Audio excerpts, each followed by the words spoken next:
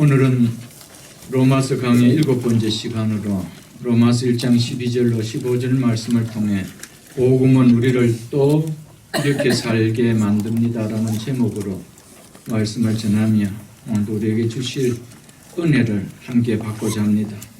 지난 주일에는 8절로 11절 말씀을 통하여 복음은 우리로 하여금 믿지 않는 사람과 다른 예수 그리스도께 속한 그리스도인의 삶을 살게 만드는 것이라고, 그리고 복음은 우리로 하여금 하나님께 감사하는 삶을 살게 만드는 것이라고, 복음은 우리로 하여금 전심으로 하나님을 섬기게 만드는 것이라고, 그리고 복음은 우리로 하여금 믿음의 지체들을 위하여 기도하게 만든다라고 말씀을 드렸습니다. 바울로 복음은 우리로 하여금 하나님의 뜻 안에서 좋은 길 얻기를 위해 기도하게 만든다라고 말씀을 드렸습니다. 그리고 복음은 우리로 하여금 믿음이 견고하게 서도록 힘쓰게 만든다라고 말씀을 깨닫게 해 주었습니다. 이 가운데서도 복음은 우리로 하여금 믿기 전에 세상에 속했을 때와 다른 삶을 살게 만든다는 겁니다. 왜냐하면 복음은 주인이 바뀐 사건이기 때문이라고 말씀을 드렸습니다. 그래서 과거 내가 주인 되어 나를 기쁘게 하는 삶에서 이제 내 인생의 주인 되신 주님을 기쁘게 하는 삶을 살도록 복음은 우리를 이렇게 만들어 간다라는 이 사실만큼은 우리는 가슴에 품고 살아야 합니다. 그리고 복음은 우리로 하여금 우리에게 주어진 이 복음을 믿는 믿음이 얼마나 소중한 것임을 깨닫게 합니다.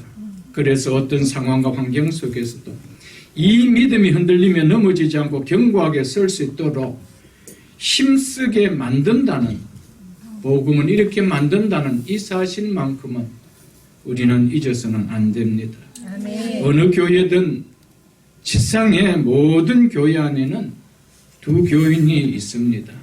평생 자신의 신앙 하나 제대로 세우는 믿음 생활을 하지 못하다가 떠나는 교인들이 많이 있습니다.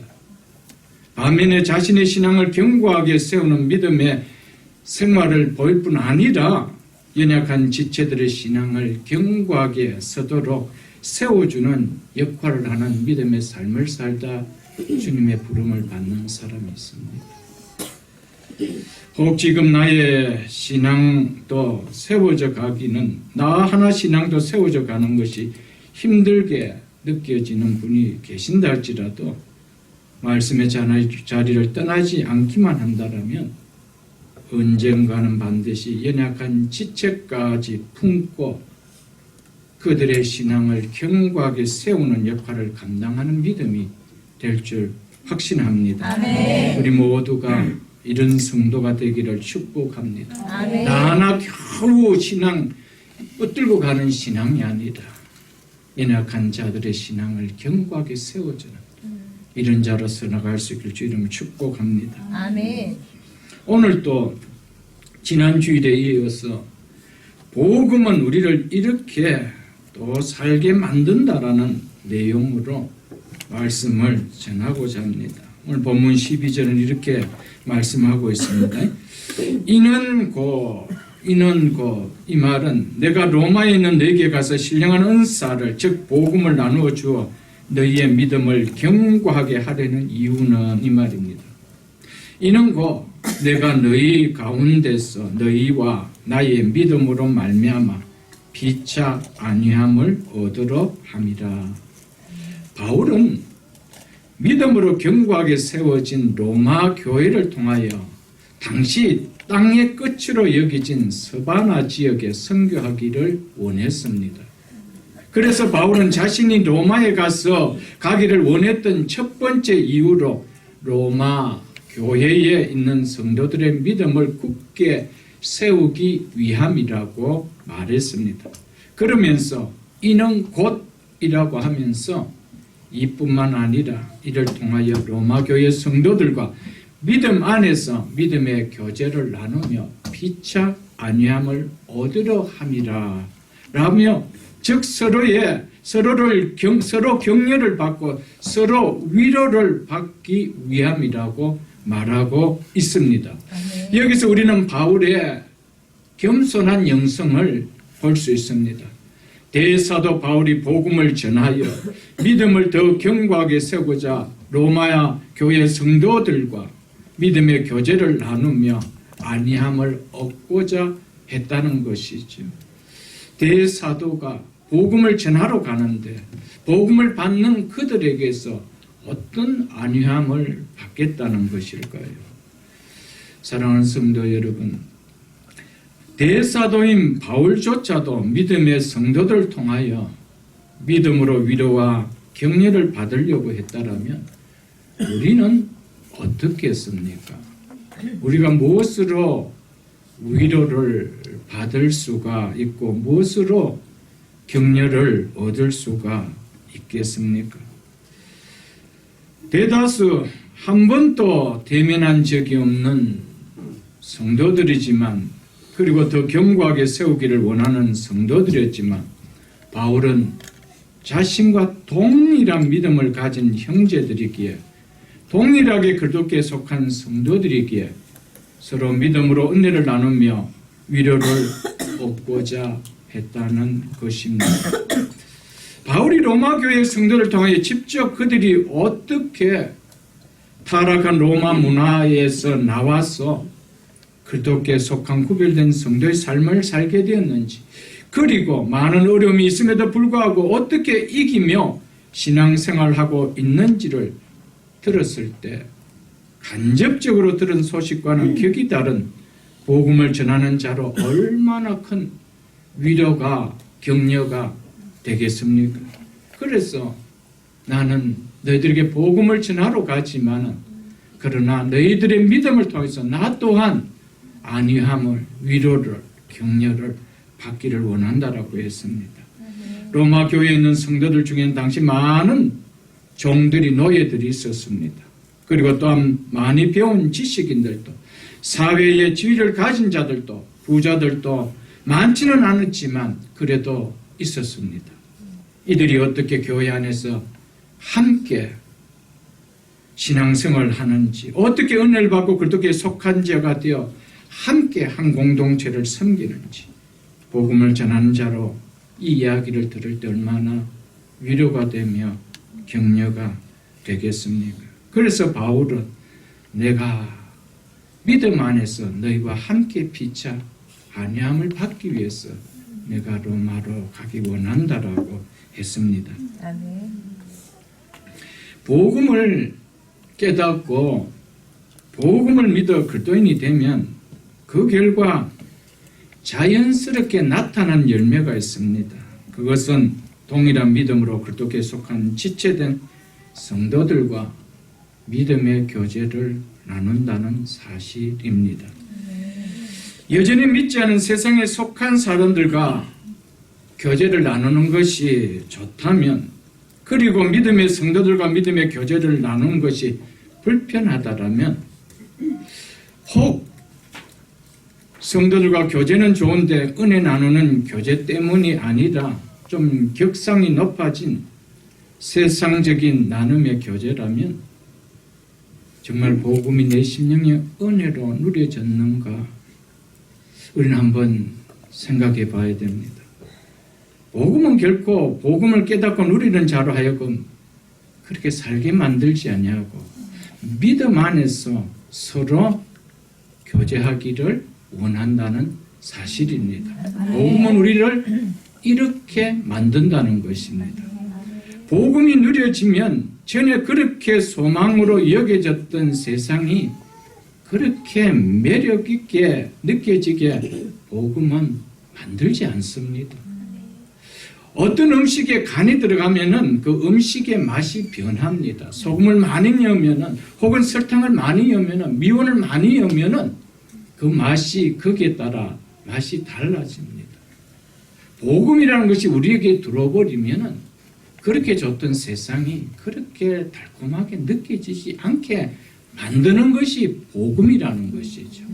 네. 그렇기 때문에 이제는 세상에 과거에 좋던 그 얘기를 나누고 싶은 그런 교제의 차원이 누려지는 것이 아니라는 것입니다.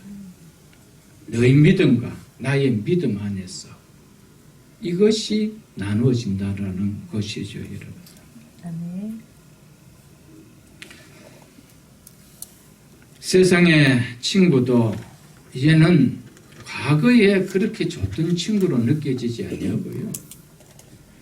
구원해야 될 긍휼히 여겨지는 친구로 와닿습니다.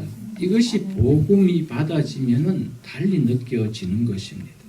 결코 함께 재미를 나누며 지내는 친구로 와닿지는 않습니다. 이 사실이 복음이 얼마나 은혜인지를 깨달을 때 동서고금을 막론하고 모든 성도들에게 동일하게 나타난 현상입니다. 저 역시 그랬습니다. 저 역시 세상 친구 참 좋아했던 사람이었습니다. 그러나 복음을 깨달으니까 그들이 복음을 전해야 될 긍휼히 여겨지는 대상이지 함께 즐거움을 누리고 하고 싶었던 친구는 이제 아니게 느껴졌다는 것이죠. 이것이 복음이 우리를 이렇게 만든다는 겁니다. 그렇기 때문에 복음 안에서 예수를 믿지만 교제를 나누는데 역시 세상에 그 좋았던 얘기 나누는 그 교제가 아니라는 겁니다. 우리의 교제는 격상이 달라진 교제인 것을 이야기하고 있습니다. 왜냐하면 복음을 통해 그리스도께 속한 자들은 함께 그리스도께 속한 성도들과 믿음의 교제를 추구하는 것이 기독교 진리의 특성이기 때문입니다.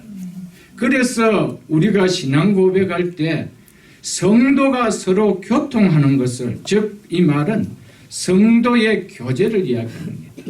성도가 교제하는 것을 성도의 교제를 믿습니다 라고 우리가 고백하고 있는 것이죠. 예수 그리스도의 복음을 받고 이 놀라운 구원의 사건을 가슴이 뜨겁게 느껴지는데 동일한 복음으로 구원받은 믿음의 형제들과 교제를 나눈 것이 차갑게 느껴진다는 것은 복음을 깨닫게 하신 성령이 그렇게 할 수 없기에 우리는 그렇게 될 수가 없습니다. 우리가 예수 그리스도의 복음을 받고 내 마음이 뜨거워졌는데 같은 복음을 받은 믿음의 형제들과 교제하는 것이 냉랭하게 느껴진다는 것은 성령이 그렇게 우리를 만들 수 없기 때문에 복음은 절대 그렇게 될 수가 없다라는 겁니다. 그래서 복음은 우리를 믿음의 형제 안에서 교제하게 만든다는 사실을 우리는 기억할 수 있기를 바랍니다. 그래서 예수 그리스도의 복음으로 말미암아 구원받은 성도는 믿음의 지체들을 초대하고 싶고 지체들과 믿음의 교제를 하고 나누고 싶어하는 이 변화가 당연히 일어난다는 것이죠. 이것 또한 즐겁게 느껴진다는 것입니다. 가정의 사정과 환경으로 인해서 부득이 마음은 그렇지만 어쩔 수 없어서 성도들을 그렇게 부르고 함께 교제하는 것이 어려울 수는 있지만은 그 교제함 자체가 너무 불편하다 이렇게 느껴지지는 않는다는 겁니다. 복음은 반드시 동일한 복음으로 형제가 된 그들과 교제하고 싶은 것이 복음이 갖다주는 축복이라는 것이죠. 제가 한 예를 들고자 합니다. 먼저 당사자 되는 우리 성도님께 제가 허락을 받고 예를 듭니다. 우리 성도님 한 분 가운데 처음 저희 교회에 오시고 등록하여 제가 신방을 갔을 그 해가 제 기억으로는 11월이었습니다. 제가 한번 확인해 보니까 성도님도 그쯤 됐을 것 같다라고 얘기를 하셨습니다. 그 제가 갔을 때에 저희 내외가 처음 신방을, 그때는 성도 수가 우리가 정말 몇 분 되지 않았을 때 제가 신방을 갔습니다. 갔을 때 저희 내외가 오늘 우리 집에 오신 것이 금년에 외부에서 오신 손님으로는 처음입니다. 이렇게 이야기했습니다. 그 정도로 사람들과의 관계가 이렇게 함께 하는 것을 그렇게 썩 좋아하는 편은 아니었다라고 했습니다. 그래서 좋은 집에 거하고 사시면서도 늘 가족들만 거하고 계시고 그 11월쯤 저희들 신방 갔는데 그해 외부에서 온 분은 저희가 처음이었습니다 라고 이야기를 했습니다. 그런데 복음을 받고 나니 그렇던가요? 그렇지 않는 것입니다. 그 집을 오픈해서 얼마든지 구역 모임도 큐티 모임도 하고 싶어 하고요. 지금은 보다 넓은 집을 구하고 싶어 하고 있습니다. 왜냐하면 그 가정을 가정교회로 사용하고 싶어서라고 할 정도로 여러분 복음은 이렇게 바뀌는 거예요. 아멘. 이것이 복음의 능력입니다. 아멘. 복음은 동일한 복음을 받은 믿음의 형제들이기 때문에 함께 하고 싶은 것이 정상입니다. 아멘. 여러분 설탕이 들어가면 단맛을 내는 것 같지 복음이 들어가면 교제하고 싶은 맛을 내게 만드는 것이 정상이라는 것이죠. 아멘. 믿으십니까 여러분? 아멘. 믿음이 연약한 자나 믿음이 성숙한 자나 차별 없이 복음은 복음 안에서 한 믿음의 지체가 된 성도 간에 믿음의 교제를 나누고 싶어지게 만든다. 이 사실을 꼭 기억할 수 있기를 주의 이름으로 축복합니다. 아멘. 성도의 진정한 위로는 그리스도 안에서 은혜의 나눔 안에서 그래서 바울이 너희와 나의 믿음으로 말미암아 서로 안위함을 서로 위로를 서로 격려를 얻으려 함이라고 했던 것입니다. 아멘. 바울은 로마에 가서 그곳 성도들과 믿음의 교제를 나누며 그들의 믿음이 어떻게 로마 제국에 전파하게 되었는지 그들의 믿음의 이야기를 들으며 위로를 받고 안위를 받고 영적 힘을 얻기를 바울은 원했습니다. 저는 우리가 주일 오후에 나누는 말씀의 자리가 그리고 구역 모임의 자리가 남녀 선교의 큐티 모임의 자리가 서로 은혜 가운데 성령께서 주시는 위로를 받으며 영적 누림을 누리는 그리스도께 속한 그리스도 임만이 누리는 세상 돈 주고 살 수 없는 은혜의 자리가 될 수 있기를 축복합니다. 아멘. 믿음의 위로가 있는 자리가 될 수 있기를 축복합니다. 아멘. 서로를 말씀으로 격려할 수 있는 자리가 될 수 있기를 축복합니다. 아멘. 성경 한 구절을 찾아보겠습니다. 요한일서 1장 3절을 보겠습니다. 신약성경 388쪽입니다. 신약성경 388쪽입니다. 요한일서 1장 3절 제가 읽어드리겠습니다. 우리가 즉 사도들이 이야기합니다. 우리가 보고 들은 바를 너희에게 전하면 너희도 우리와 사귐이 있게 하려 함이니 여기서 사귐이라는 헬라어는 코이노니아 즉 교제를 이야기합니다. 펠로십을 이야기합니다. 서로 교제를 나누도록 하기 위함이라고 이야기합니다. 우리의 교제는 아버지와 그 아들 예수 그리스도와 더불어 누림이다. 함께하는 교제다 이 말입니다. 아버지와 그의 아들 예수 그리스도와 함께하는 교제라는 것이죠. 그러나 세상의 교제와 다릅니다. 세상 친목 모임과 교회의 모임은 너무 다르다는 사실을 우리는 꼭 기억해야 됩니다. 예수님께서 왜 사도들 먼저 구원의 자리로 불러주셨다고 합니까? 너희로 우리와 서로 교제를 나누도록 하기 위함이라고 말하고 있습니다. 아멘. 즉 사도들과 오늘 우리에게 접목한다면 목회자들과 성도들 간의 교제를 그리고 성도와 성도 간의 교제를 위해서라고 하죠. 하나님께서 우리에게 복음을 통해 구원을 베풀어 주시고 이 땅에 두신 것은 많은 이유가 있지만 그 중에 중요한 하나가 있다라면 함께 구원을 받은 믿음의 성도들을 서로 격려하며 서로 위로하며 서로 구원의 기쁨을 함께 누리며 함께 하늘 소망을 품고 살아가도록 하기 위함을 잊지 마십시오. 아멘. 그러므로 성도는 성도의 교제를 귀하게 여겨야 됩니다. 아멘. 그래서 성도가 서로 교통하는 것을 즉 성도의 교제를 믿사오며라고 우리가 주일마다 신앙 고백하면서 그 고백을 하고 있다라는 것이죠.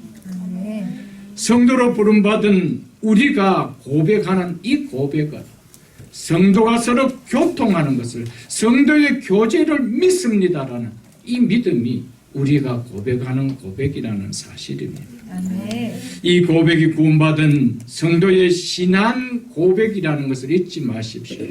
성도의 교제를 믿는다는 것은 신앙 고백입니다. 아멘. 이 성도의 교제가 없다라는 것은 내게 이 신앙의 고백이 없다 이 말입니다, 여러분. 입술로는 아무리 고백해도 성도의 교제가 되어지지 않는다라는 것은 내게 진정한 구원을 받은, 구원을 주셨을 때 우리에게 주시는 신앙이 되어질 수가 없다는 말입니다. 왜 성도의 서로 교통하는, 즉 성도의 교제를 믿는다는 고백을 우리가 믿습니다라고 할까요? 예수님께서는 믿는 자들이 세상과 구별되었음을 드러내도록 성도들이 함께 지내는 믿음의 공동체인 교회를 주셨기 때문입니다. 아멘. 교회를 주시지 않았다면 성도 간에 서로 교통할 이유도 없습니다. 성도 간에 서로의 교제를 할 이유도 없습니다. 그래서 교회를 가지고 공동체라고 이야기합니다. 공동체는 함께 나눔이 있다는 것이죠. 아멘. 사단은 교회가 믿음의 지체들이 함께 믿음에 나누는 공동체라는 사실을 깨닫지 못하고 신앙생활하게 만듭니다. 이것이 현대 교회의 특징입니다. 예배 보는 것으로 성도의 의무를 다한 것처럼 여기고 있습니다. 사도들의 가르침은 반드시 성도가 서로 교통하는 것을, 성도의 교제를 믿습니다는 것이 신앙의 고백인데 오늘 교회는 이 고백을 정말 없는 것처럼 만들어버립니다. 오늘 예배 드렸으면 의무 끝.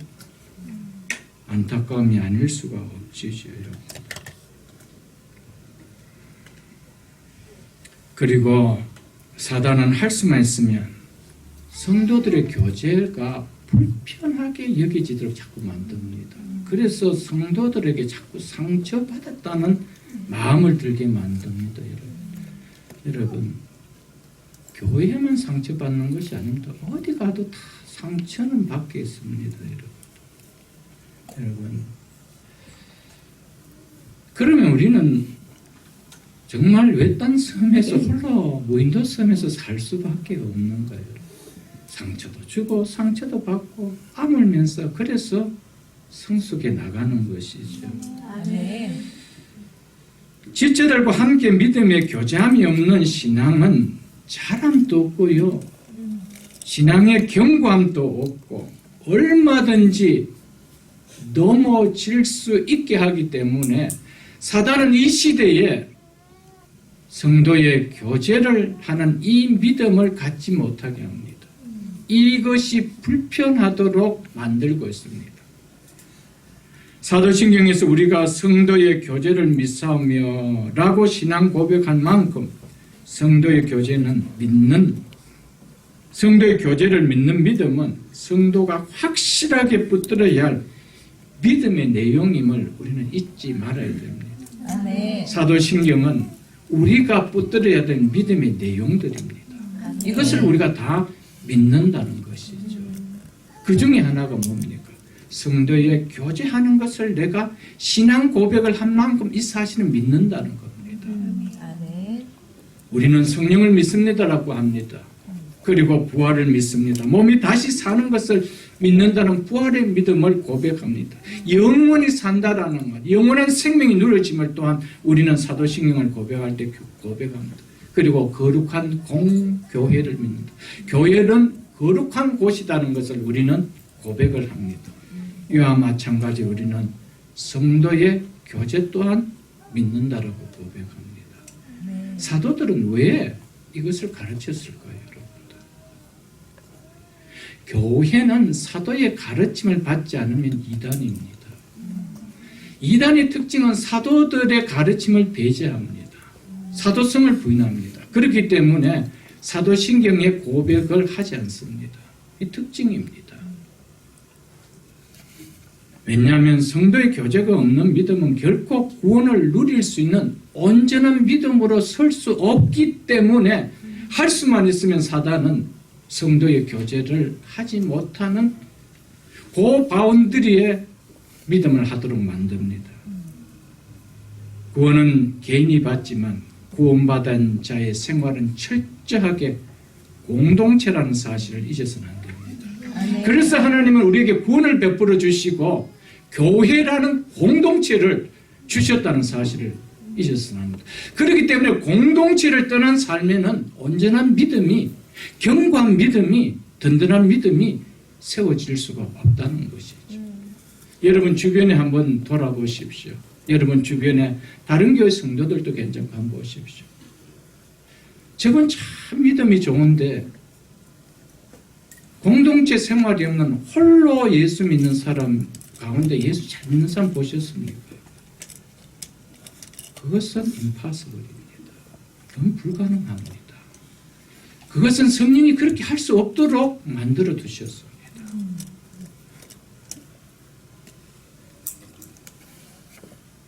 사랑하는 성도 여러분, 이만큼 교회 공동체 안에서 성도 간의 교제는 너무 중요합니다. 교회에 성도의 교제가 없다면 그 생명을 잃은 죽은 공동체입니다. 여러분. 교회가 예배를 보고 다 떠나가 버리는 교회라면 생명이 없습니다. 은혜는 반드시 누려야 됩니다. 교회는 언제나 믿음으로 나누는 교제가 바른 성경적 교회라는 사실을 꼭 기억하십시오. 여러분.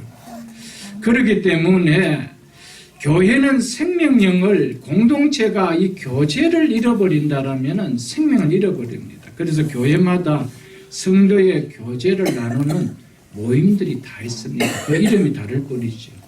저희와 같이 구역 모임이 있고요. 또는 셀 모임이 있고, 목장 모임이 있고, 다락방 모임, 그런 이름들이 있습니다. 왜 그렇습니까? 교회는 반드시 생명력을 가지려면 공동체 생활이 있어야 된다는 겁니다. 교제가 있어야 된다는 겁니다. 그래서 큰 교회든 적은 교회든 다 모임이 있습니다. 이것이 성경적이기 때문에 그렇다는 것이죠. 여러분. 그런데 이 모임이 본래의 성경적 취지와 다르게 흘러가고 있기에 이 모임이 믿음을 자라게 하는 모임이 아니라 도리어 믿음을 잃게 하는 위험한 모임이 너무 많다는 것이죠. 구역 모임에 가면은 정말 서로의 믿음을 나누고 은혜를 나누고 거기에서 내가 믿음을 자라고 위로를 받고 격려를 받는 것이 아니라 믿음을 도로 잃어버리게 만드는 것이 되고 있다는 것이죠. 여러분 정말 위험합니다. 교회의 이 모임은 절대로 세상의 친목 모임이 아닙니다. 여기에서 무슨 비즈니스 이야기, 정치 이야기, 여기에서 무슨 세상 이야기, 정보 얻고 이런 것이 아닙니다. 간혹 그럴 수는 있겠죠. 그러나 그것이 메인이 되는 것이 아니라는 것이죠. 그런 것이 한 번, 두 번 흘러 들어가기 시작하면 그 모임은 없는 것이 낫습니다. 도리어 죽입니다. 저는 어떤 분이 처음 예수를 어렵게 부인의 전도함을 받고 처음 구역 모임에 갔다가 결국 이혼하는 소동까지 벌어졌습니다. 손에 댈 수 말아야 되는 것을 거기 가서 한 성도로부터 배워버렸습니다. 우리 거기 갑시다 했어요. 거기가 어디든지 짐작하겠죠, 여러분들. 결국 그것을 끊을 수 없게 만들고 그 일로 이혼을 하게 되어버렸습니다. 그렇습니다, 여러분들. 그렇기 때문에 구역 모임이든지 소그룹 공동체 모임은 철저하게 믿음의 공동체가 돼야 됩니다. 믿음의 모임의 자리가 되어야 됩니다. 그렇지 않으면 그 모임은 없는 것이 도리어 유익합니다. 수많은 사람들에게 믿음을 도로 가지려고 했다가 믿음을 잃어버리게 하는, 넘어지게 하는, 시험받게 하는 일들이 너무 많아진다는 것이죠. 교회는 언제나 믿음으로 나누는 교제라야만이 바른 성경적 공동체가 될 수가 있습니다. 서로 간에 믿음으로 나눈 은혜의 교제가 있는 교회가 아름다운 교회 공동체요, 건강하고 성숙한 공동체입니다. 저는 교회를 좀 개척하면서 이것에 정말 기도도 많이 했고요, 나름 애를 많이 썼습니다. 이 모임이 유익이 되지 않을 때는 유익될 때까지 모임을 제가 만들지 않았습니다. 모이면은 이미 거기에는 세상 물이 흘러 들어가면 이제 그 다음에 누가 조인돼도 그런 분위기를 흘러가기 때문에 처음부터 단단하게 은혜의 중심으로 되지 않으면 안 된다는 것을 제가 알았기 때문에, 왜? 수많은 교회에서 구역 모임을 통하여 거기가 사단이 웅지를 타는 곳이 됩니다. 거기 모이면 목사 욕하고 장로 욕하고 교회 욕하고 교회 비리 이야기 맨날 그런 것만 하는 것이요. 거기 무슨 은혜가 있나요, 여러분들? 차라리 안 모이는 것이 낫죠, 여러분. 여러분, 정말 믿음의 성도들은요, 믿음의 이야기를 하게 되겠습니다. 저 한 사람을 내가 이야기해서 믿음을 잃게 만드는 것이 아니고, 믿음을 잃고자 하는 저 사람 어쩌든지 믿음을 세워가야 되는 것이 복음을 받은 자의 특징입니다. 나를 통하여 저 사람에게 정말 맷돌을 메어 물에 빠지게 하는, 그렇게 만드는 역할을 하지 않는다는 것이죠. 이 사실을 좀 기억할 수 있어야 됩니다. 예수 그리스도의 복음을 믿는 성도들에게 성도의 교제는 절대적인 신앙의 표현임을 우리는 알아야 됩니다. 내가 신앙이 있다라는 것이 뭡니까? 이 표현이 뭡니까? 믿음의 교제가 있다는 거예요. 믿음의 성도들과 교제함이 너무 기쁘다는 거예요. 그 은혜라는 것이죠. 이것을 깨닫게 됩니다.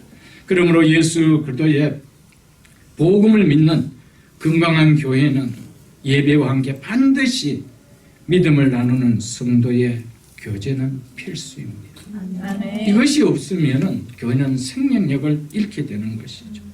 특별히 예배 후에 예배를 통하여 은혜를 받았던 그 기쁨을 성도들과 함께 나눈다는 것은 정말 축복입니다. 그것은 성경적인 교회입니다, 여러분. 믿음으로 나누는 성도의 바른 교제는 우리의 믿음을 반드시 자라게 합니다.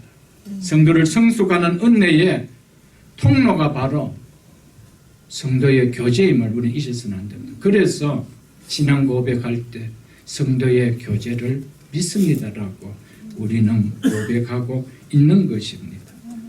믿음의 자람은, 신앙의 성숙은 성도 간의 긴밀한 영적 교류 속에서, 은혜의 교류 속에서 반드시 이루어지게 됩니다.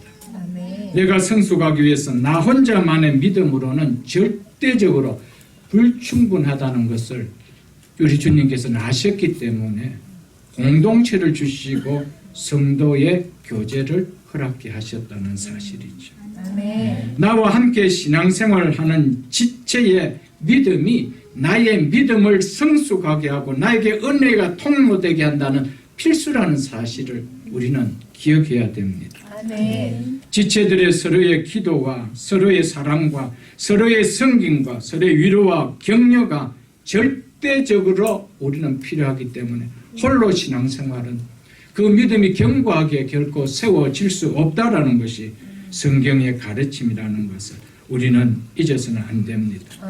믿음의 지체들과 나의 믿음은 함께 자란다는 사실을 여러분들 기억하시라. 그래서 어느 교회를 가든지 그 교회를 보면 그 교회의 믿음들이 거의 함께 자라고 있음을 볼 수 있습니다. 너무 격차가 들쑥날쑥하지 않습니다. 왜?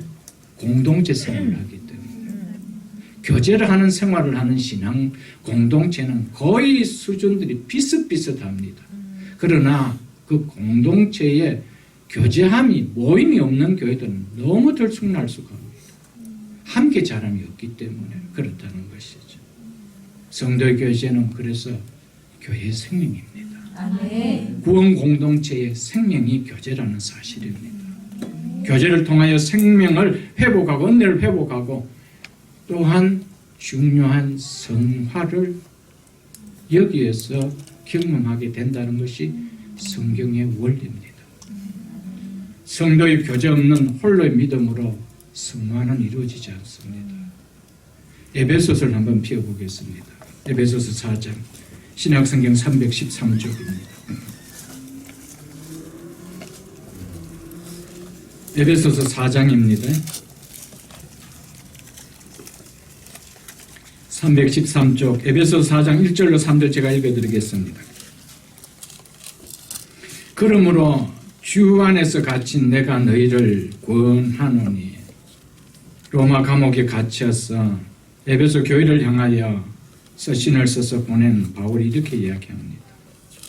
너희가 부르심을 받은 일에 합당하게 행하여 성도로 부르심을 받은 일에 이 말입니다. 교회의 지체로 그리스도의 몸의 지체로 부름을 받은 일에 합당하게 행하여 합당하게 행하십시오 이 말입니다. 그것이 뭐라는 겁니까? 첫 번째로 모든 겸손과 온유로 하고 즉 겸손하고 온유한 사람이 되십시오 이 말입니다. 두 번째는 오래 참음으로 사랑 가운데 서로 용납하는 사람이 되십시오 이 말입니다. 세 번째는 평안에 매는 줄로 즉 평안에 매는 줄로 묶어서 성령이 하나 되게 하신 것을 힘써 지키는 사람이 되십시오 이 말입니다. 여러분 이것이 우리를 변화시키는 성화입니다. 이것이 어찌 혼자 배울 수 있나요? 여러분 겸손과 온유를 혼자서 배울 수 있나요?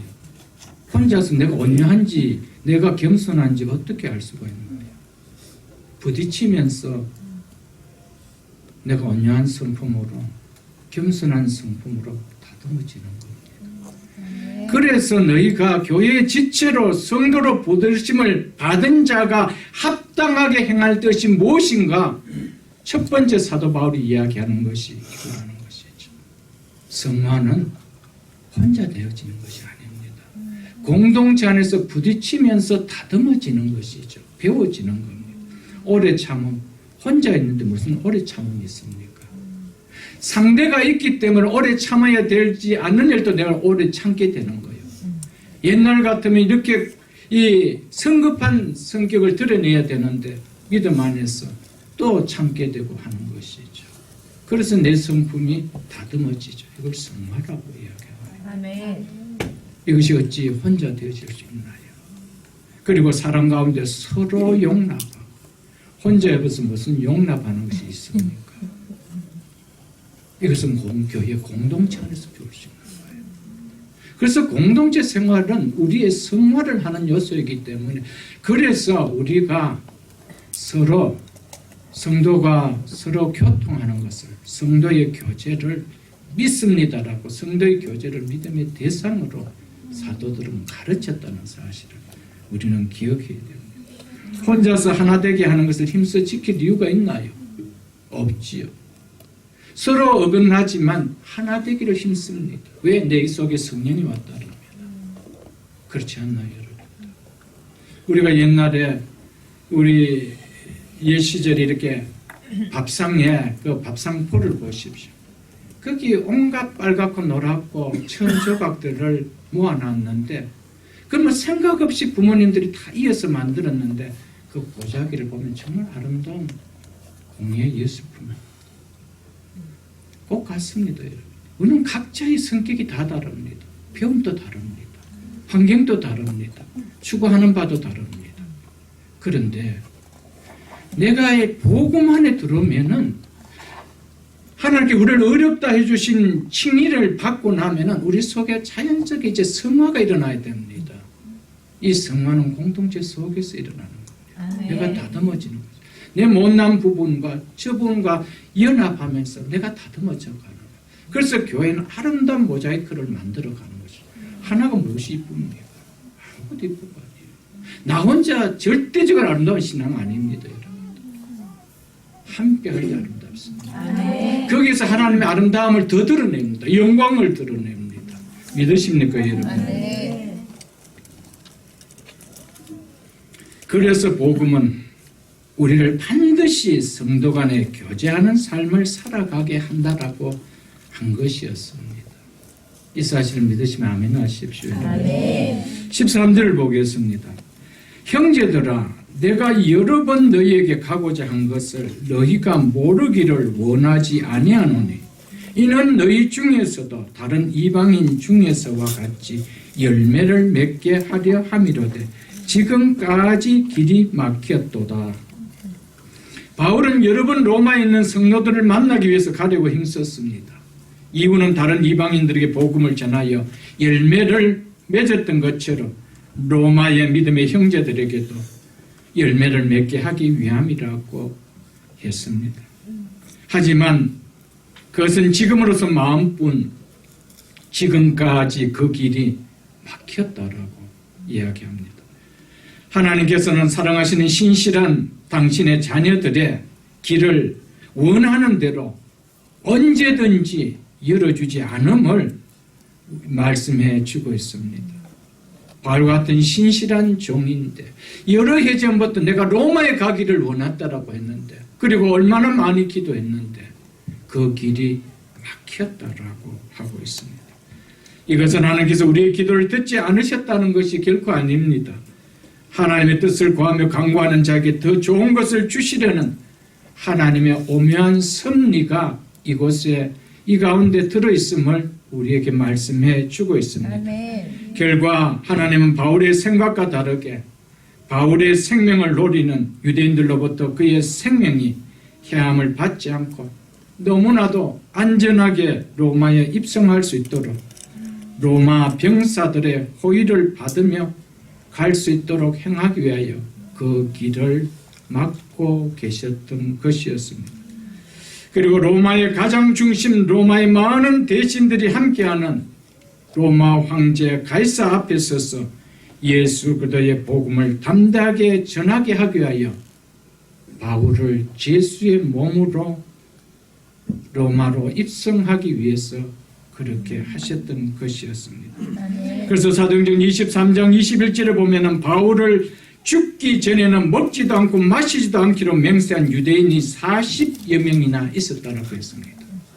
이들이 있는데 바울이 가고 싶다라고 로마로 갔으면 벌써 죽었겠죠. 바울이 죽기 전에는 내가 먹지도 않고 물도 마시지도 않겠다는 자가 40명이나 있는데 그들을 바울이 어떻게 피하고 로마로 입성할 수 있겠습니까? 그렇다면 바울이 로마로 안전하게 입성할 수 있는 것은 그들을 막아줄 수 있는 로마의 호위병들이 없고는 될 수 없습니다. 그러기 위하여 하나님은 잠시 바울을 제수의 몸으로 만드십니다. 그래서 제수로 가는 거예요. 로마의 부인들이 다 호위병으로 호위해 주죠. 그러니까 어디까지 들어갑니까? 법정 가이사 앞에까지 서죠. 거기 가서 로마의 중심, 그 가이사 앞에 대신들 앞에서 복음을 전하는 자로 세웁니다. 이처럼 우리의 생각, 하나님의 생각은 절대적으로 다릅니다. 아멘. 근데 우리의 생각보다 하나님의 생각이 높다라는 사실을 기억하십시오. 아멘. 잠시 우리의 기도가 막힌 것 같다 할지라도 결코 막히진 거 아니었습니다. 하나님 우리에게 더 좋은 것을 주시기 위하여 기다리고 계신다는 사실을 잊지 마시길 주의 이름으로 축복합니다. 아멘. 바울은 여러 해 전부터 로마 가기를 그렇게 간절히 원했습니다. 그래서 오랜 시간 기도 많이 했습니다. 그럼에도 길이 막혀 갈 수가 없었습니다. 그래서 바울은 당장 오랫동안 방문할 수 없는 로마 성도들에게 그들을 위하여 가서 그들의 믿음을 견고하게 주려고 하였던 전하고 싶었던 복음의 내용을 편지에 고스란히 담아 서신으로 보냈습니다. 이처럼 로마로 가려는 길이 생각같이 열리지 않고 막혔기 때문에 성경의 보석이라 불리는 모든 인생에게 구원의 능력을 품게 하는 로마서라는 걸출한 복음서가 탄생하게 되었다는 것이죠. 아멘. 만일에 바울의 생각대로 바로 가기를 원했을 때 갔다라면은 로마서는 기록되지 않았습니다. 이처럼 로마로 가려는 길이 생각같이 열리지 않고 막혔기 때문에 이 성경의 보석이라고 우리가 여겨질 만큼 이 놀라운 복음서인 이 로마서가 기록된 것이죠. 이것을 보면 결국 바울이 로마 가는 것이 하나님의 뜻이었지만 결국 로마로 가는 것을 여러 번에 걸쳐서 하나님께서 막으신 것은 궁극적으로 하나님께서 바울을 통하여 로마서를 기록하기 위함인 것을 우리는 깨달을 수가 있을 것입니다. 아멘. 지나고 보면 모든 것이 하나님의 섭리였다라는 이 사실을 우리가 깨닫고 사는 것이 한두 번입니까, 여러분들? 그 당시에는 왜 하나님께서 막고 계실까? 몰랐는데 시간이 지나면 하나님께서 이렇게 하시기 위하여 먼저 이 길을 막으셨구나 라는 것을 우리가 많이 느낍니다. 그러니까 믿음이 성숙할수록 소망 가운데 인내심이 있죠. 어린아이일수록 인내심이 없습니다. 참을성이 없습니다. 부모를 믿지 못합니다. 그래서 무조건 뗐습니다. 바울은 기다리고 기다렸습니다. 그래서 바울은 로마서 8장 28절에서 우리가 알거니와 하나님을 사랑하는 자, 그 뜻대로 부르심을 입은 자들에게는 모든 것이 합력하여 선을 이루니라. 아멘. 이렇게 고백했던 아멘. 것이었습니다. 이것을 누구보다도 바울은 친히 경험했기 때문에 아멘. 여러분, 우리가 이 사실을 경험해보지 않으면 이 말씀이 무슨 말씀인지 이해가 안 되지. 그렇지 않습니까? 모든 것이 합력하고 결국 여러분 로마로 가고자 했지만 막혔던 그것이 하나님께서 합력하여 선을 이루게 하는 복음서 중에 복음서인 이 로마서를 기록하기 위한 하나님의 섭리였다라는 이 사실을 깨닫게 되죠. 여러분. 아멘.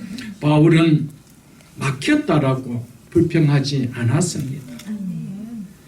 열리지 않으면 많은 주어진 환경 속에서 주의 뜻을 이루기 위해 나름 바울은 최선을 다하고 최선을 다하는 열정을 그대로 가졌습니다. 막혔기 때문에 그만두자, 그것이 아니었습니다. 막혔습니다. 그러면 막혀있는 가운데서 나는 여전히 주의 나라와 주의 일을 위하여 나는 이 가운데 최선을 다하겠다. 아멘. 그래서 한 것이 뭡니까? 로마서를 기록했다. 아멘. 보통 오랫동안 기도했는 하고 나면 자신이 원하는 답을 얻지 못하고 얻지 못했다라고 여겨질 때 종종 하나님을 믿는 믿음을 내려놓는 경우를 우리가 봅니다.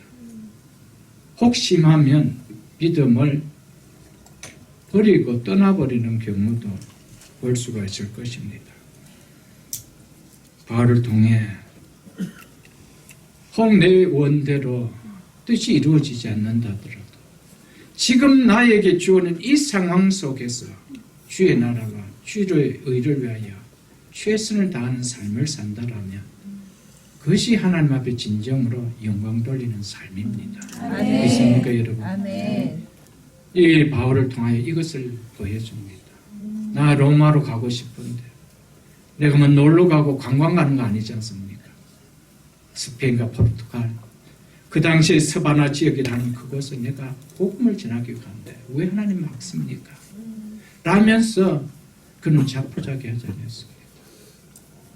내가 그들에게 지금 당장 가지 못하지만 그들에게 갔을 전날 내가 그러면 서신을 써서 보내야 되지 하면서 16장이나 되는 로마서를 기록하게 됐다는 것이죠.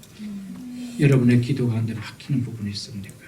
원망하지 마시고 그 가운데 주를 위하여 최선을 다하십시오. 아멘. 주의 나라와 주의 뜻을 위하여 믿음의 최선의 삶을 사십시오. 아멘. 하나님은 합력하여 반드시 선을 이루게 하시는 은혜를 주심을 믿을 수 있기를 축복합니다. 아멘. 바울이 로마 교회 성도들을 방문하고자 한 또 다른 이유로는 너희 중에서도 다른 이방인 중에서와 같이 열매를 맺게 하려 함이라고 했습니다. 여기서 열매는 바울이 두 가지 의미로 이야기하고 있음을 봅니다. 즉 바울은 다른 이방인 중에서와 같이라는 표현으로 보아 로마 제국의 심장 로마에서 복음 전도를 통해서 얼마간이라 할지라도 회심자를 얻기를 바라는 것에서 열매라 표현을 했던 것입니다. 이는 이방 사도로 부름받은 바울로서는 너무나 당연한 표현 아니겠습니까? 또 이는 11절에 보면은 너희를 경고하게 하려 함이라는 말과 15절에 너희에게도 복음 전하기를 원한다는 말을 비춰볼 때 믿는 그들을 복음 안에서 믿음으로 더욱 견고하게 성장시키는 것임을 또한 알 수가 있습니다. 아멘. 복음 가운데 견고해짐으로 맺어지는 영적 성장, 영적 성숙을 나타내는 내는 것이 열매라는 것입니다. 즉 성령의 열매, 성결의 열매, 이것을 말한다라고 할 수 있습니다. 성경 우리가 한 곳을 좀 보도록 하겠습니다. 누가복음 13장을 한번 펴보십시오. 누가복음 13장 신약성경 117쪽입니다. 신약성경 117쪽 누가복음 13장 6절로 9절 말씀입니다.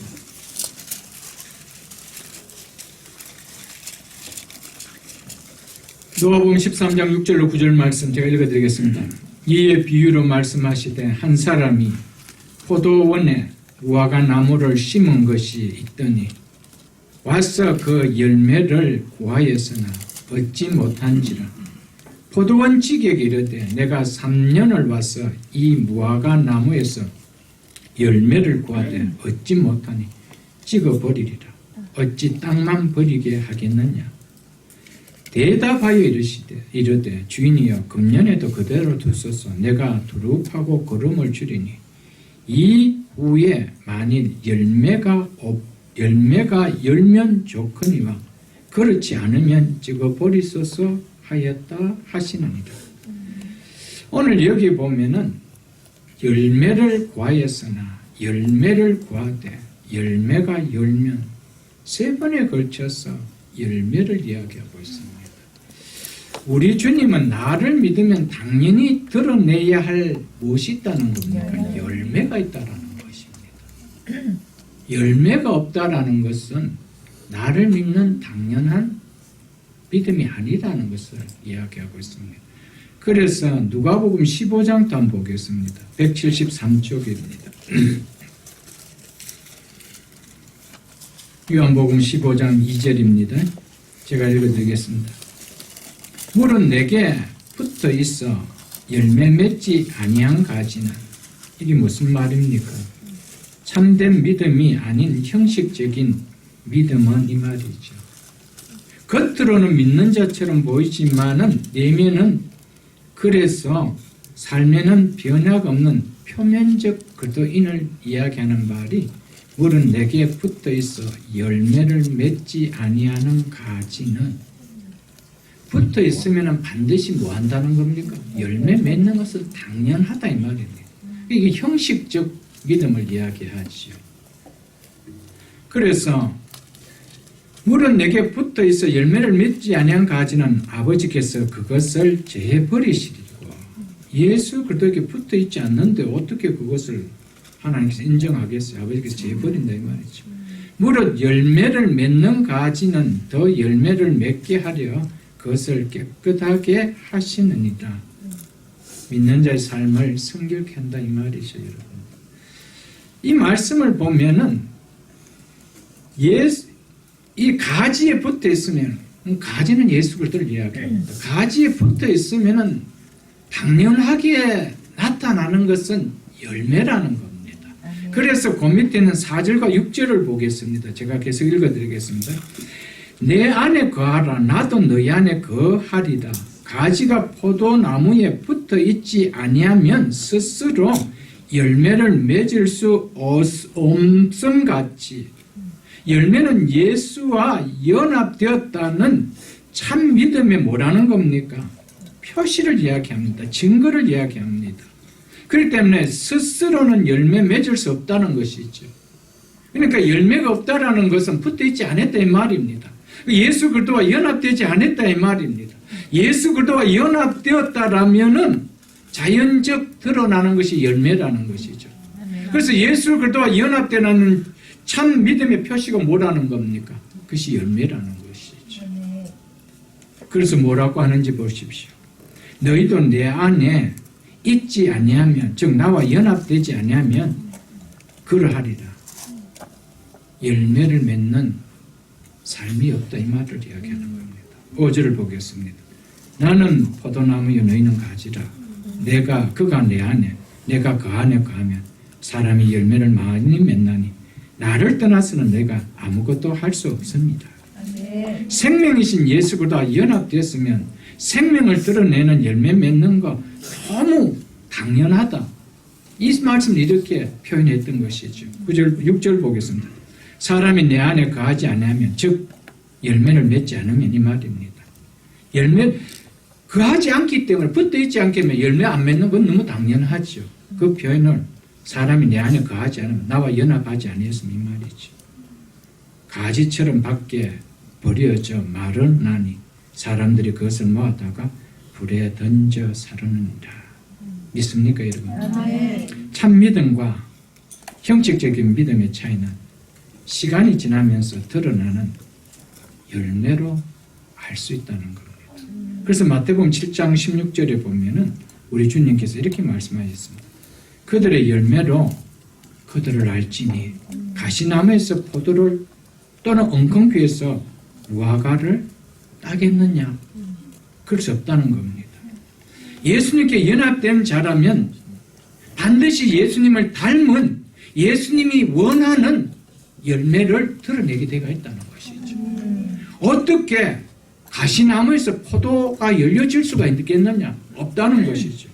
엉겅퀴에서 무화과 열매가 열려질 수 있겠느냐? 그건 없다는 겁니다. 너희가 예수 그리스도께 연합된 자가 맞다라면 당연히 맺어야 될 열매가 뭐라는 겁니까? 예수님의 닮은 모습이라는 것이죠. 그거 이야기하고 있는 겁니다. 그래서 마태복음 7장 20절에 이러므로 그들의 열매로, 즉 그들이 맺은, 그들이 나타내는 열매로 그들이 참 믿음을 가진 자인지 아닌지 알리라고 그랬습니다.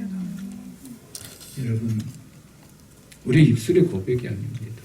하나님 나라는 말이 있는 것이 아니다. 삶으로 드러내는 능력이 있다라고 말씀했으면 우리는 기억해야 됩니다. 믿는 자가 맺는 삶의 열매는 반드시 예수 그리스도의 복음을 통해서만 맺어질 수 있습니다. 그렇기 때문에 바울은 나는 너희에게도 복음을 전하여 열매를 맺게 하려 한다라고 했습니다. 복음을 전하여, 예수 그리스도의 복음을 전하여. 여러분, 우리의 삶의 열매는 결국 주님을 닮은 모습이거든요. 내가 그리스도께 속했다는 이 모습을 드러내는데 예수 그리스도의 복음을 받지 아니하고 그 복음을 믿는 믿음이 아니고 어찌 그 열매를 드러낼 수가 있습니까? 그것은 없다라는 겁니다. 그래서 바울은 예수 그리스도의 복음을 너희에게도 전하여 너희로 열매 맺게 하기 위하여 내가 로마로 가기를 원한다라고 했던 것이었습니다. 예수 그리스도의 복음을 제대로 깨닫지 못하고서는요, 아무리 교회에 오래 다닌다고 해도 교회에 오래 다니는 것으로 예수를 닮은 열매를 내지는 않습니다. 내가 예수 그리스도를 믿는 그 복음, 그 복음의 은혜가 그분을 닮는 열매를 드러내게 된다는 것이죠. 그래서 바울은 너희들 믿음이 얼마나 그 온 로마 제국에 퍼졌는가 안다. 그럼에도 그곳에서 예수 그리스도의 향기를 더 드러내고 예수 그리스도를 닮은 모습을 드러내기 위하여 내가 너희 가서 복음을 전한다. 그렇다면 오늘 우리에게, 오늘 이 시대에 믿는 자들에게 왜 주님을 닮은 열매를 내기가 그렇게 어렵습니다. 보기가 어렵습니까? 이유는 복음이 무엇인지를 지식적으로는 알지 모르겠지만 가슴에 울림이 되는 느낌으로는 와닿지 않았기 때문에 그렇습니다. 복음이 와닿으면 그럴 수가 없는 것이죠. 복음은 그래서 반드시 우리를 열매 맺는 삶을 만들게 되어 있습니다. 믿습니까? 예수 그리스도께 접해 있으면 예수 그리스도를 닮은 열매를 드러내는 것이 복음이라는 것이죠. 교회 오래 나온다고요. 교회 오래 나올수록 복음을 모르는 사람 때문에 교회는 욕을 얻어먹는 거예요. 초신자 때문에 교회가 욕 얻어먹는 거 아닙니다. 교회에 분란을 일으킨 사람은 초신자가 아닙니다. 교회를 오래 다니고 성경을 안다고 하는 사람입니다. 근데 무엇을 모르는 사람입니다. 예수 그리스도의 복음을 모르는 거예요. 복음은 합당한 열매를 드러내는 열매를 만들게 되어 있습니다. 아멘. 믿으십니까, 여러분? 아멘.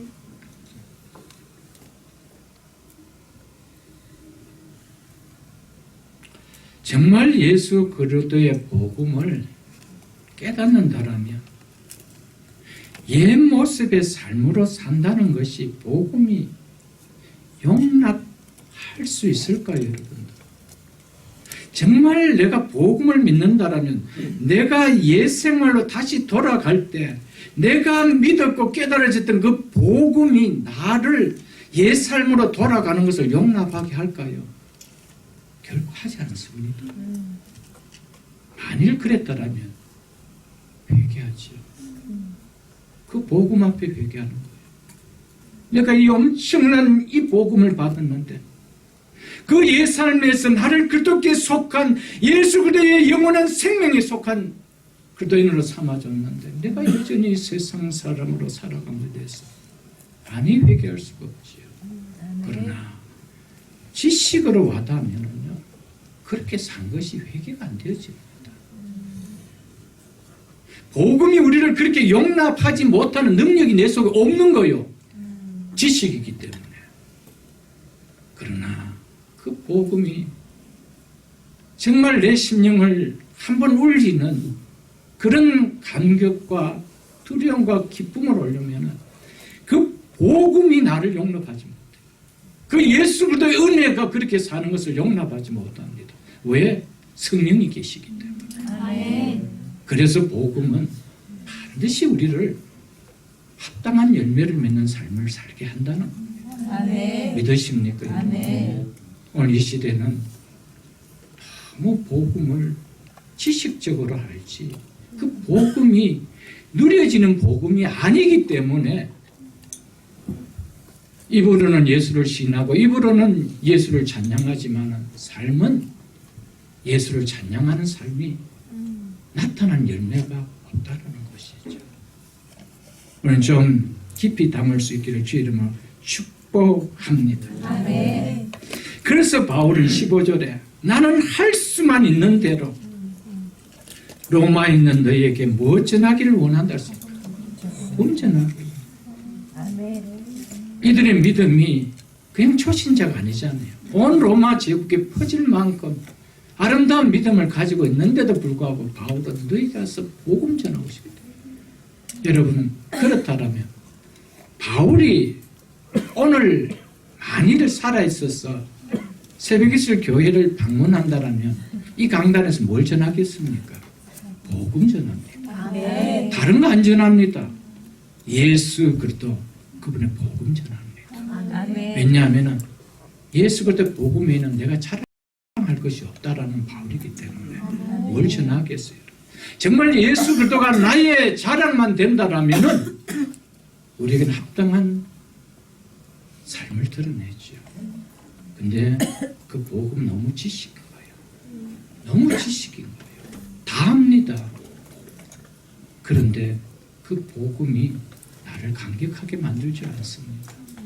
내 인생을 뒤집을 만큼 유한겔 복된 소식으로 기쁨의 소식으로 와닿지 않기 때문에 변화가 없는 것이죠. 그리스도의 믿음의 뿌리를 예수 그리스도를 믿는 예수 그리스도의 복음 위에 세워지지 않으면은 정말 흔들립니다, 여러분들. 그것은 어떤 교회의 직분을 가졌다 하더라도 흔들립니다. 목사라도 흔들립니다, 여러분. 장로라도 흔들리고 권사라도 흔들립니다, 여러분. 내 신앙이 정말 예수 그리스도의 십자가와 부활 위에 세워지는 믿음이 아니라면은 흔들립니다. 그래서 내가 듣기에 싫어하는 말씀을 전하면 그 말씀 때문에 내가 무너져 버립니다. 이상해요. 한번 성경 보겠습니다. 마태복음 13장을 여러분 한번 펴보십시오. 신약성경 21쪽입니다. 마태복음 13장 20절로 22절로 제가 읽어드리겠습니다. 잘 아는 말씀입니다. 돌밭에 뿌려졌다는 것은 말씀을 듣고 즉시 기쁨으로 받되, 이 복음을 받는지 하나님 말씀을 들 때 듣는 순간 아주 기뻐할 수 있습니다. 그런데 그 속에 뿌리가 없어. 이러다 뿌리가 없어. 믿음을 세우는 기초가 없다 이 말입니다. 이 믿음의 기초를 세우는 예수 그리스도의 복음이 없다 이 말입니다. 이런 자의 특징이 뭐라고 하는지 자세히 보십시오. 잠시 견디다가 말씀으로 말미암아 환난이나 박해가 일어날 때 곧 넘어지는 자요. 뭐 때문에 넘어지냐면 말씀 때문에 넘어져 버립니다. 말씀이 은혜가 돼야 되는데 저 말씀은 내가 싫다는 겁니다. 왜 나 이렇게 안 사는데 왜 꼭 이렇게 살아야 한다라고 이야기하느냐. 싫다는 겁니다. 여러분, 예수 그리스도의 십자가와 부활, 예수 그리스도의 복음으로 세워진 믿음은요, 어떤 말씀이 와도 은혜입니다. 아멘. 그 말씀 나를 살리기 때문에. 아멘. 그런데 뿌리가 약한, 기초가 불실한 이 믿음은요, 은혜가 되어야 될 말씀 때문에 도리어 시험 들어서 넘어져 버립니다. 참 놀랍잖아요, 여러분들. 여러분, 교회 다니는 사람들 상당수가 설교 듣다가 시험 들어버립니다. 그거 참 놀랍죠, 여러분들. 여러분, 말씀으로 말미암아 넘어졌대요. 그 다음에 보십시오. 22절에 이렇게 합니다. 가시떨기에 뿌려졌다는 것은 말씀을 들었으나 세상 염려와 재물의 유혹에 말씀이 막혀. 여러분, 말씀은 뚫려야 자라는데 말씀이 막히면 죽는 것이죠. 생명이 막혀버리는데. 그런데 정말 예수 그리스도의 복음을 믿는 이 기초가 된 믿음은요, 절대 말씀이 막히지 않습니다. 아멘. 내가 세상의 어떤 유혹과 어떤 것 때문에 내 신앙이 무너지게 하지 않습니다. 아멘. 그러나 이것이 약하면은요, 정말 흔들립니다. 정말 우리가 신앙을 견고하게 못 세웁니다. 그렇기 때문에 바울은 너희들이 잘 믿는다고 하지만 그래도 내가 너희들한테 가면은 내가 너희에게 뭘 전하겠대요? 복음을 전하겠대요. 저는 이 시대에 다시 필요한 말씀이 있다라면 복음입니다. 성도들이 의외로 복음을 너무 모릅니다. 정말 모릅니다. 이 복음을 우리가 깨닫지 못한다라면 이 복음 때문에 이 믿음이 견고하게 세워지고 여기 우리의 신앙의 집이, 인생의 집이 세워지지 않으면 말씀 때문에 넘어지고요. 세상에 가서 그 세상 때문에 더 이상 말씀이 들어오지 않는 그런 인생이 되다가 결국 넘어지는, 결국 열매를 맺지 못하는 인생 되다 끝나버립니다. 그래서 요한계시록 14장을 여러분 한번 펴보십시오. 성경 제일 마지막 장 요한계시록 14장 12절을 여러분 한번 보십시오.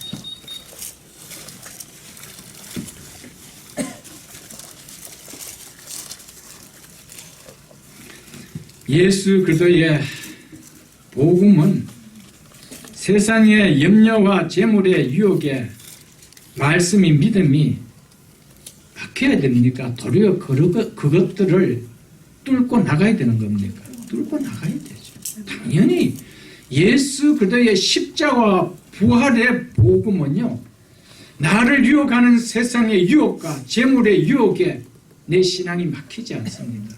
도리어 그것을 뚫고 나갑니다.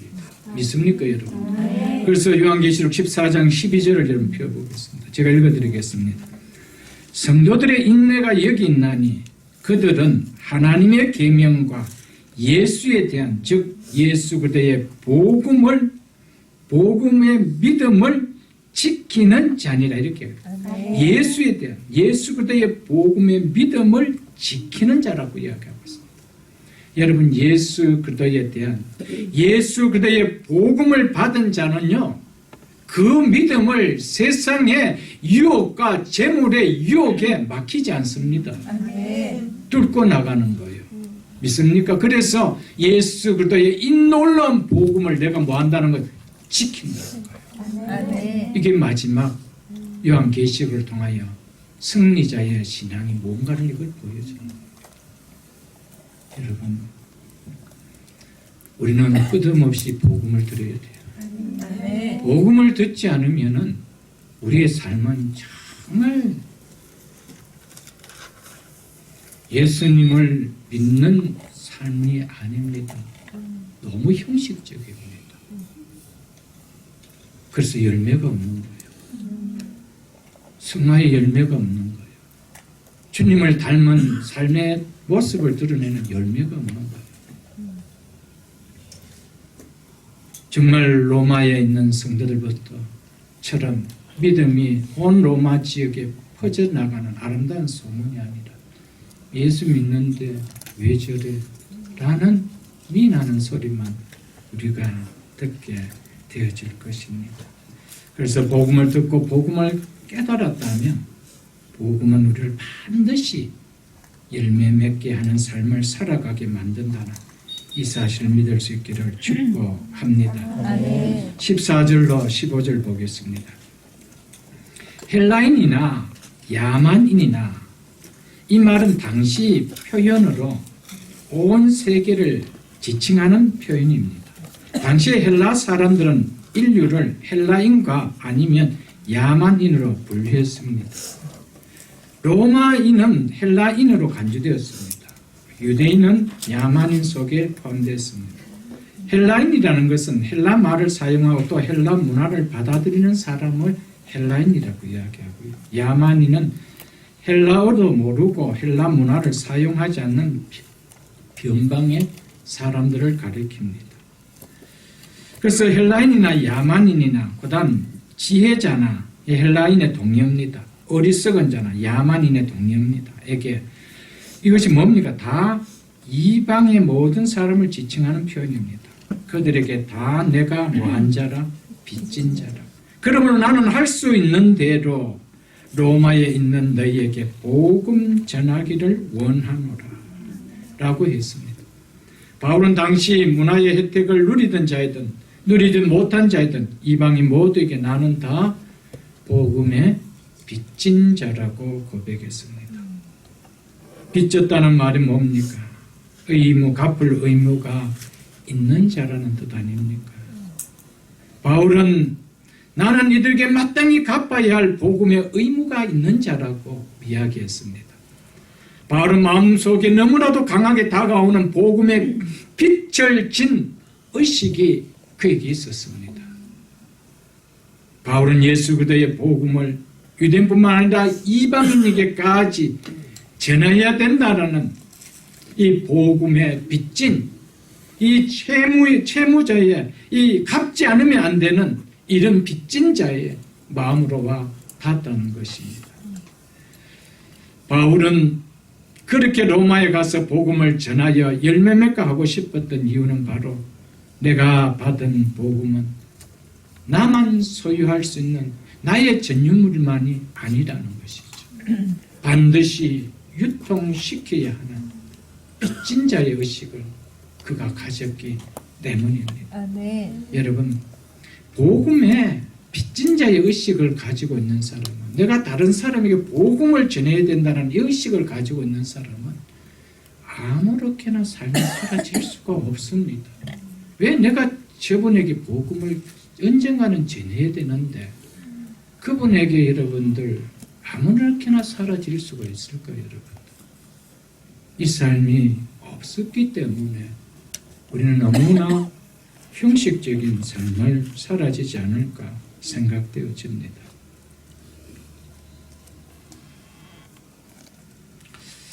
정말 내가 어떻게 예수 그리스도의 복음을 받은 복된 구원받은 사람인지 깨닫고 그 감격이 누려진다라면 이 복음의 이 은혜에 내가 빚진 자라는, 그래서 이 은혜를 조금이라도 주를 위하여 갚아야 되지라는 생각이 아니 들 수가 있을까요, 여러분? 들 수 없습니다. 세상적으로도요, 누군가에게 조금이라도 도움을 받고 은혜를 입었다면 내 마음속에 언젠가는 이 은혜를 조금이라도 내가 형편이 되면 갚아야 되지. 이거 당연한 생각 아니에요, 여러분. 이 자식이 부모로부터 정말 은혜를 받았다면 나를 낳아주시고 나를 길러주시고 어려운 환경 속에서 여기까지 잘 자라도록 그리고 교육시켜주는 이 은혜를 안다라면 부모에 대한 어떤 마음이 들겠어요? 내가 커서 꼭 이 은혜를 좀 갚아드려야 되지. 이런 마음이 안 들 거예요. 당연히 듭니다, 여러분. 그건 정상적이죠. 여러분, 우리가 예수 그리스도의 복음으로 말미암아 하나님의 자녀가 되는 예수 그리스도의 영원한 생명을 누리는 그분께 속한 그리스도인이 되었다라면 이 은혜에 대한 정말 갚아야 된다는 이런 내가 조금이라도 이 은혜를 갚아드려야 되는 이런 마음이 아니 생기겠습니까? 당연히 생기는 것이죠. 이것은 바울 자신의만의 이야기 아닙니다. 우리는 다 복음의 빚진 자예요. 하나님 은혜의 빚진 자죠. 여러분. 안 그런 사람이 누가 있습니까? 다 빚졌습니다. 우리는 이 사실을 좀 기억하며 살아갈 수 있어야 됩니다. 왜 바울은 그래서 이 복음을 전하지 않으면 안 되는 빚진 자의 절박한 심령을 가졌을까요? 그는 18절 때문입니다. 믿지 않는 자에게 임할 어느 누구도 결코 피할 수 없는 하나님의 진노가 그들에게 머무르고 있다는 이 생각을 했기 때문입니다. 피할 수가 없습니다. 그래서 내가 그들이 가서 복음을 전하지 않는다면 하나님의 진노가 저들에게 머물 수밖에 없는데 전해야 된다는 것이죠. 아멘. 여러분, 우리도 똑같습니다. 우리에게 그런 각박한 마음이 있습니까? 갈급한 마음이 있습니까? 내 형제들에게, 내 가족들에게, 내 자녀들에게, 내 부모들에게, 내 친구들에게 하나님의 피할 수 없는 진노가 그 위에 머물러 있다라면 그것을 피할 수 있는, 패스오버할 수 있는 유일한 길은 복음을 받아들이는 그 길밖에 없는다라면 이 복음을 안히 갖고 싶어하는, 전하고 싶어하는 이런 마음이 없겠냐는 것이죠. 1907년 25세의 아름다운 나이로 조선 땅에 묻힌 루빈 캐들릭이라는 여성교사가 있었습니다. 그는 급성 맹장염으로 죽음을 앞두고 자기를 파송한 텍사스 앱워스라는 청년단체에 이런 내용의 편지를 보냈습니다. 만일 내가 죽으면 텍사스 청년 회원들에게 10명씩, 20명씩, 50명씩 아침 저녁으로 조선에 나오라고 전해주세요. 만약 내게 줄 수 있는 1000개의 생명이 있다면 나의 1000개의 생명을 모두 다 조선을 위해 바치겠습니다. 그래서 이 마지막 글귀인 내게 1000개의 생명이 주어진다라면 그 모든 생명을 다 조선을 위해 바치리라는 이 글이 양만진에 있는 그의 모비에 새겨진 글귀입니다. 여러분, 1000개의 생명이 있다라 하더라도 복음을 깨달으면 빚진 자의 마음으로 안에 갚을 수가 없습니다. 990개를 내가 갚았으니 한 개는 나를 위해 쓰겠다, 그런 마음이 없습니다. 복음을 깨닫는다. 그리고 자기 부모에게 보낸 마지막 편지에 이렇게 썼습니다. 제가 한 부분만 발췌해서 읽어드리겠습니다. 저는 복음을 듣기 위해 20km를 맨발로 걸어오는 어린 아이들을 보았을 때 그들 안에 있는 하나님의 사랑 때문에 오히려 위로를 받습니다. 그러나 한편에서는 단합이 점점 심해지고 있습니다. 그저께는 주님을 영접한 지 일주일도 안 된 서너 명이 끌려가 순교했고 토마스 선교사와 제임스 선교사도 순교했습니다. 선교 본부에서는 철수하라고 지시를 했지만 대부분 선교사들은 그들이 전도한 조선인들과 아직도 숨어서 예배를 드리고 있습니다. 그들은 모두가 순교할 작정인가 봅니다. 아버지 어머니 어쩌면 이 편지가 마지막일 수도 있습니다. 제가 이곳에 오기 전에 뒤뜰에 심었던 한 알의 씨앗으로 인해 이제 내년이면 온 동네가 꽃으로 가득하겠죠. 그리고 또 다른 씨앗을 만들어내겠죠. 저는 이곳에 작은 씨앗이 되기로 결심했습니다. 제가 씨앗이 되어 이 땅에 묻히게 되었을 때 아마 하나님의 시간이 되면 조선 땅에는 많은 꽃들이 피고 그들도 여러 나라에서 씨앗이 될 것입니다. 저는 이 땅에 저의 심장을 묻겠습니다. 바로 이것은 조선에 대한 제 열정이 아니라 하나님께서 조선을 향한 열정이라는 것을 제가 알게 되었습니다. 어머니, 아버지 사랑합니다. 이렇게 썼습니다. 여러분, 복음은 이렇게 만듭니다. 아멘. 이들이 받은 복음과 여러분과 제가 받은 복음이 다른 복음입니까? 다른 천국으로 갑니까? 아닙니다. 같은 복음입니다. 아멘. 복음은 요한계련입니다. 아멘. 우리를 뜨겁게 합니다. 아멘. 차갑게 만들지를 못합니다. 어떻게 우리가 세상에서 구원받은 백성이 세상으로 다시 돌아가는 열매 없는 인생의 삶을 살 수가 있나요, 여러분? 내가 선교사로 나가지 못하고 거리로 쫓아나가서 전도하지 못한다더라도 내 주변에 한 영혼을 위해서라도 눈물을 쏟는 기도는 멈추지 않을 것입니다. 아멘. 그리고 그들에게 나서 복음을 전할 것입니다. 그리고 복음을 전해야 될 주의 몸된 교회를 위하여 내가 어떻게 섬겨야 될지 우리는 알 것입니다, 여러분. 진정 복음을 복음으로 누리는 자는 천개의 생명이 있다 해도 그 생명 모두 주의 나라를 위해서도 나에게 주어진 그 예수 그리스도의 복음에 대한 은혜를 갖기에는 루민 캐톨릭처럼 동일하게 부족하다는 마음 우리는 갖게 될 것입니다. 그래서 찬송가 143장 4절의 가사를 보면 늘 울어도 눈물로서 갚을 줄 몰라 이 몸밖에 드릴 것 없어 이 몸 드립니다. 이게 복음이죠.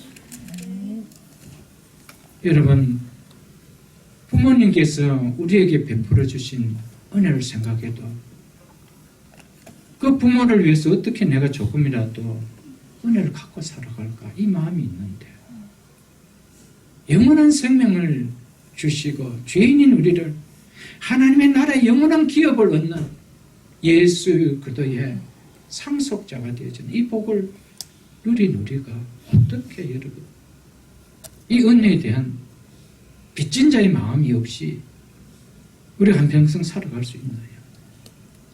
그건 복음이 아닙니다. 복음은 빚진 자의 의식을 갖게 만듭니다.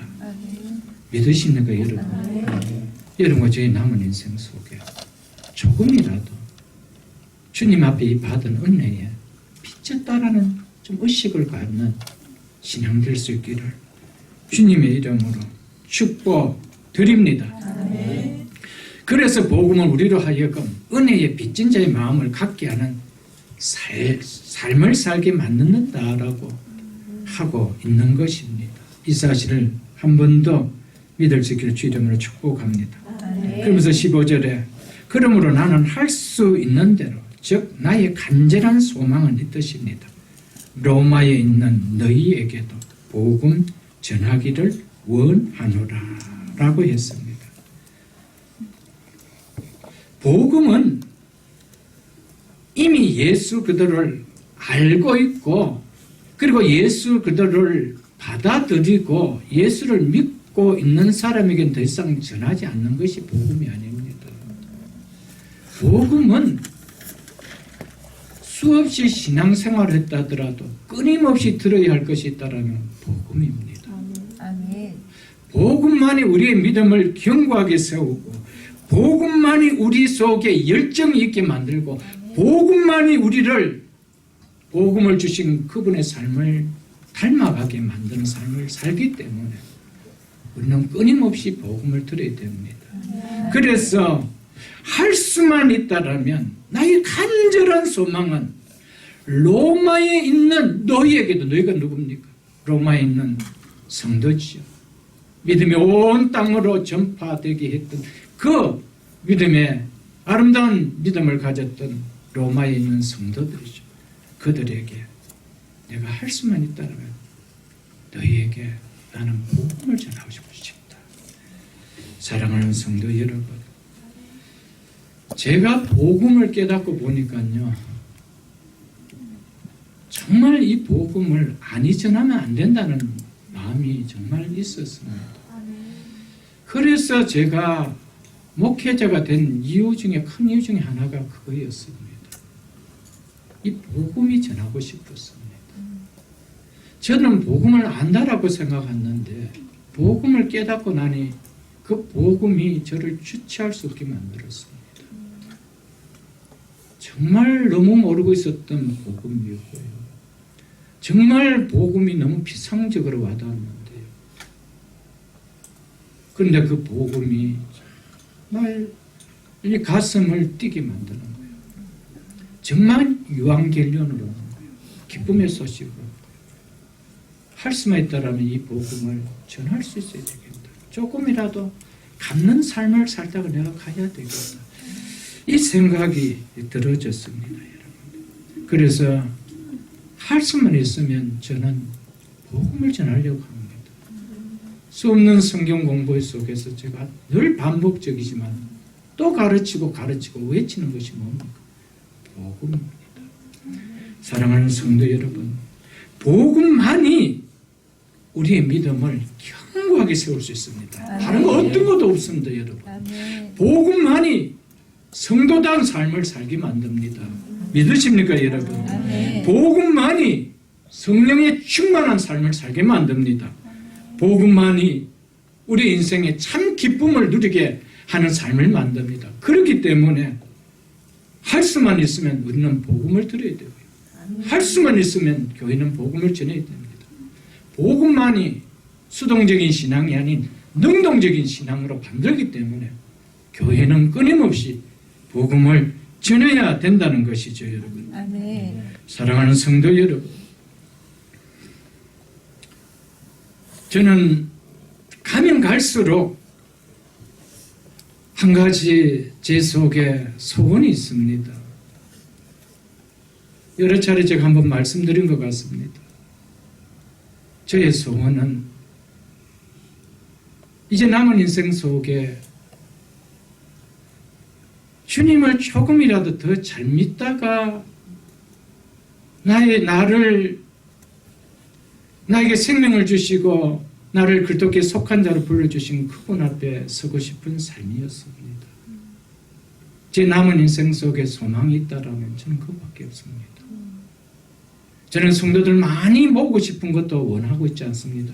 많이 허락하시면 제가 사역하겠지만 그러나 제 사역을 통하여 예수 잘 믿는 사역을 하고 싶습니다. 그게 제 소원입니다. 그래서 주님 앞에 섰을 때 너 예수 잘 믿다 왔다. 저는 그 소리 하나 듣고 싶습니다. 우리 세 자녀들에게도 기도의 제목이 저는 한결같이 저 자녀들 예수 잘 믿다가 하나님 나라에 설 수 있는 인생 되게 해달라고 기도합니다. 사랑하는 성도 여러분, 공부 때문에 예수를 잘 못 믿는다라면 공부는 불행입니다, 여러분들. 기억하십시오. 공부 때문에 예수가 더 잘 믿어져야 돼요. 여러분, 비즈니스 하는 것 때문에 예수가 잘 못 믿어집니까? 그 비즈니스는 불행입니다. 비즈니스 하는 것 때문에 예수가 더 잘 믿어져야 됩니다. 믿습니까, 여러분? 돈 때문에 예수가 잘 안 믿어집니까? 그건 돈이 불행입니다. 돈 때문에 예수가 더 잘 믿어져야 돼요. 아멘. 내가 어떤 취미생활 때문에 예수가 잘 믿어집니까? 그 취미가 불행이죠. 그 취미생활이 예수를 더 잘 믿게 하는 원동력이 돼야 돼요. 아멘. 여러분 무엇이든 어떤 것이라 할지라도 그것 때문에 내가 예수가 못 믿어진다면 그건 불행입니다. 이 다음에 하나님 이것 때문에 제가 예수 잘 못 믿었습니다. 익숙히 할 수 있는 거 아무것도 없습니다. 여러분 무엇 때문에라도 내가 예수 믿는 것에 걸림돌이 된다면 기도하십시오. 하나님 이것 때문에 예수가 더 잘 믿어질 수 있도록 그런 믿음의 사람이 될 수 있게 해달라고 여러분들 기도하십시오. 아멘. 사랑하는 성도여도 무엇이 되었든 그것 때문에 예수를 잘 못 믿었게 됐다면 마지막 내 인생 눈 감게 될 그 타임에 가서는 그것이 한없이 후회가 될 것입니다. 그러나 임종하는 그 타임에 그것 때문에 예수를 더 잘 믿었다면 한없이 하나님 앞에 기쁠 것입니다. 우리 인생 이 땅에 영원히 사는 거 아닙니다. 우리는 언젠간 우리를 불러주신 그분 앞에 서야 될 타임이 있습니다. 그렇다면 그분이 칭찬해 주는 삶을 살다 가야 되는 거 아니에요. 그것은 복음밖에 없습니다. 아멘. 복음이 내 속에 얼마나 누려지느냐가 결국 내 인생을 그렇게 만들어 간다는 것이죠. 아멘. 말씀 맺겠습니다. 복음은 우리를 또 이렇게 살게 만듭니다라는 제목으로 말씀을 드렸습니다. 복음은 우리를 반드시 성도 간의 교제의 삶을 살게 만들며 복음은 우리를 반드시 열매 맺게 하는 삶을 살게 만들며 복음은 우리로 하여금 은혜의 빚진 자의 마음을 갖게 하는 삶을 살게 만듭니다. 이 복음이 우리를 이렇게 변화시키는 복음 될 수 있기를 주 이름으로 축복합니다. 아멘. 잠시 한번